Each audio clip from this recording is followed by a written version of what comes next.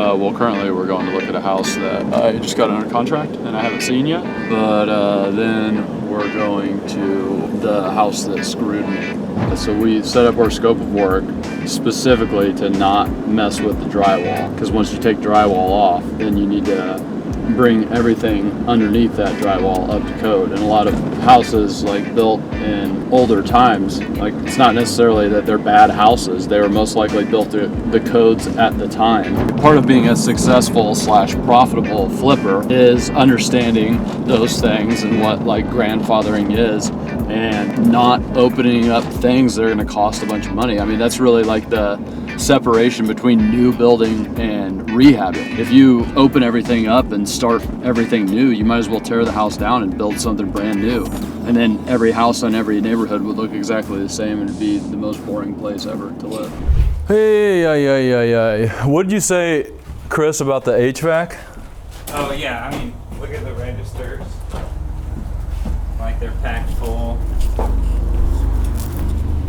Every single one. This one's torn up right there. How did that happen? I'd imagine it was from just pulling down the stuff off the ceiling and it's fallen and just ripped it up. Down in there, it's all, it seems like they might have been taking trash out that way too. My God, dude. Yeah. Mark was saying that they were all excited, like, yeah, we did a great job. And Mark showed up and he was like, what the? Like, this is not what was asked at all. I mean, basically the whole strategy with a flip like this is that you make sure that you don't open up the walls, because once you open up walls, you have to bring everything up to the current codes. But there's a thing called grandfathering, which means that if it was built right when it was built, then you don't need to disturb it. Like, it's not a safety or a liability issue. But one of the contractors came in and didn't follow the plan, and they tore all of this out. They dropped all the insulation down from the attic space. And so now not only do I have to pay for new drywall, I have to pay for new insulation, but now we have to insulate all of the walls. Now we have to bring up all the electrical. We have to redo all of it. Like, you know, it's not that it was bad. Like, this stuff is just fine if it's in the wall. And like, it's not a safety hazard by any means. Most houses have this kind of wiring in it. But now that the wall's open, it's all got to be run with new Romex. So same thing up here, like all of this is going to have to get undone. The other thing is, yeah, that they have like all the trash inside of these brand new ducts. So I mean, like, we ran all new HVAC through the place. We've already been through all the inspections, so now we're gonna have to re-inspect. So you said they're gonna to tear it all out. You mean like even the wood beams? No, that's all fine. Like, all the tear out is basically done. We just have to do a tremendous amount of cleanup. And it's like, you know, they dropped insulation down and tore up all the HVAC. But now that the walls are opened up, we have to like rebuild all the headers. So like, at least in this city, for instance, this right here is a non-load bearing wall, but the city like isn't gonna allow this to not have a header unless you have a structural engineer come in and say it's non-load bearing. So that means that every doorway now needs a new header. Every window, even though that, like, you know, you can clearly see here how like this is the way the joist goes. So that's the load bearing wall. That's not a load bearing wall, but we're still gonna have to put a header in that window, those windows over there. It's just all gonna have to be brought up. That's why you don't tear down the drywall. You know, and like when I was back in Denver, dude, we would like, when people would do new builds, because the lots were worth so much money there, that they would tear down houses, but they would leave one wall. Because if you left one wall of the old house, you'd be subject to like old codes. But if you were like building brand new, there was a different set of codes that really sucked. And so like, this is done all over the place. It's just like different versions, you know? Right. The crazy thing to me is like, why the F did they leave like some... Yeah. A baseboard here or there. This is crazy, man. This is like one of the single most costly errors I've seen in a while. I guess all this plumbing's gonna need redone now too, huh? Yeah. I memean, look, we didn't know about that hole down there, you know, it was hidden in the wall, so we do. There you go, dude. $50,000 to find that hole. Yeah, I didn't expect him to do all that, but Reed's Lake, he's all up too. You know, like that wall thing, that could have been a really big deal, dude. I mean, it actually kind of worked out in our favor. Wall is not that great the way that it's done. Oh, really? Yeah, 'cause you're supposed to have at least one block buried in the ground, and there's none buried in the ground. Like if you go and look, it's floating on the gravel. Nothing's buried. There's no footer. There's like, Really? Yeah, yeah. Like at least you're supposed to have. And it's all done? Yeah, yeah. But if you go look at it, you can see the gravel bed across the whole retaining wall. I mean, I'm glad you said something because I probably won't pay him until I pass inspections. Right. And I might not because of that. It's the same kind of thing. Like now that it's touched, like it's all gonna have to be right. Yeah, yeah.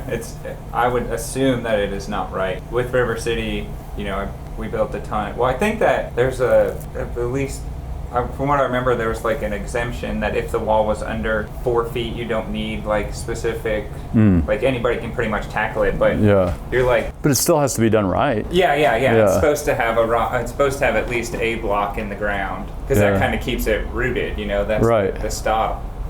So what are you guys doing today? Electric? Yeah, working on electric and plumbing.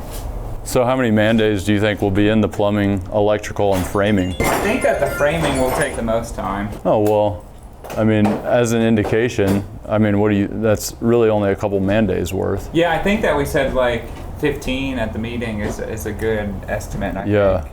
Well, this is what I look like when I get Cool. I'm out of here. See you guys. Good to see you, buddy. I mean, the hard part about this is that we have already passed the rough electrical, mechanical, plumbing. We passed the rough building. And so it's a situation where they messed up, they opened up all the walls, and I'm in the position where like I actually don't have to call the city. I could just finish the project, put the drywall back on, finish the project, and nobody would ever ask questions. But you know, so I'm in the situation like, do I be the Boy Scout here or do I not? No good deed goes unpunished. Let me show you what it costs when you don't do the grandfathering right. So we have insulation will probably cost like an extra $3,000.